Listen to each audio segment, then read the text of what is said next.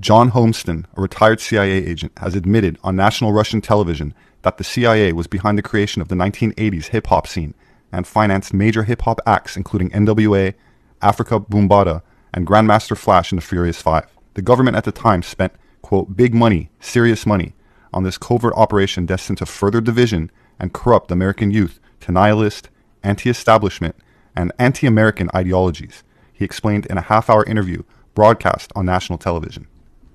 Famous hip-hop songs of the legendary hip-hop outfit NWA were even scripted by a team of psychologists and war propagandists of the CIA, intended to unleash a wave of cynicism towards authorities, promote the use of heavy drugs, and entice the youth with revolutionary counter-establishment ideas. The retired CIA agent claims the social engineering maneuver was extremely successful. Quote, "We understood at the time that music was a powerful means of propaganda to reach the youth," explained the 77-year-old man. "Our mission was to use teenage angst to our advantage and turn Generation X into a decadent, pro-drug, and anti-establishment culture that would create uprisings and further division within society. We even infiltrated mainstream radio to promote their music and reach millions of people every day," he admitted, visibly proud of the accomplishment. For many of us in the CIA, infiltrating the 1980s hip-hop scene was one of the CIA's most successful experiments of propaganda to date, he acknowledged during the interview. The retired CIA agent, who was granted a Russian residence permit in 2011, also claimed Lyre Cohen, commonly known as the tall Israeli who runs hip-hop, is a CIA asset. "When it comes to engineering culture, no one touches Lyre Cohen," Homestead admitted. He ended up promoting rappers such as Jay-Z and Kanye West, and more recently brought Migos and Young Thug to prominence.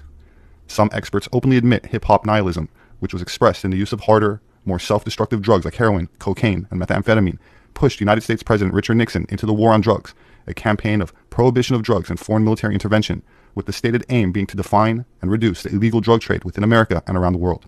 Quote, "The chaos we cause in America helped the government justify overseas wars of plunder to Middle America. The country wouldn't be where it is today without hip-hop." Of course, hip-hop is not the only musical genre that has been infiltrated by the CIA, and certainly not the first. Many popular musicians of the second half of the 20th century, like David Crosby, John Phillips of the Mamas and the Papas, and Frank Zappa, grew up on military bases.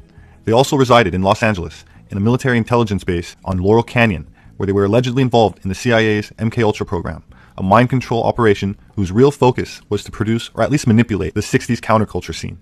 Jim Morrison was one of the earliest to arrive. He was son of the U.S. Navy admiral in command of the warships involved in the false flag operation known as the Gulf of Tonkin incident of 1964, which was used to justify the U.S. involvement in the Vietnam War. There's a conspiracy out there about Laurel Canyon. John Homston, a retired CIA